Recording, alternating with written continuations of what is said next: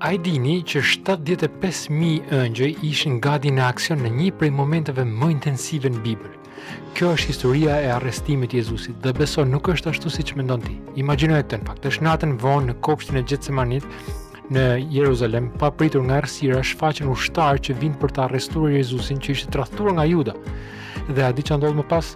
Pietri, një nga dishepujt e Jezusit, nxjerr shpatën dhe ja pret veshin shërptorit kryepriftit. Dhe këtu bëhen gjërat më të çuditshme në fakt.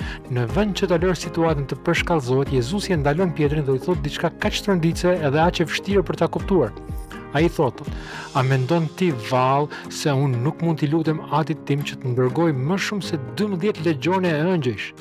12 legjone e ëngjësh, kjo do të thotë 75.000 ëngjëj. Tani imagjinoje këtë lloj ushtrie. 75.000 luftëtarë qiellor gati për të shkatruar çdo që do të guxonte ta prekte Jezusin. Por ja ku vjen kthesa. Ai nuk i thirri. Mund ta bënte, por nuk e bëri.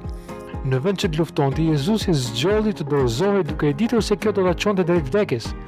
Tani mendo pak për këtë. Me gjithë atë fuqi që e kishte në dorë, ai zgjodhi sakrificën mbi hakmarrin. Po pse? Pse dikush me fuqinë për të thirrur ushtri ëngjësh do të lejonte veten të arrestojë?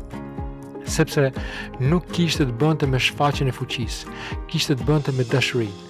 Ai zgjodhi të jepte jetën e tij për shpëtimin e botës. Nuk e shpëtoi veten sepse po na shpëtonte ne.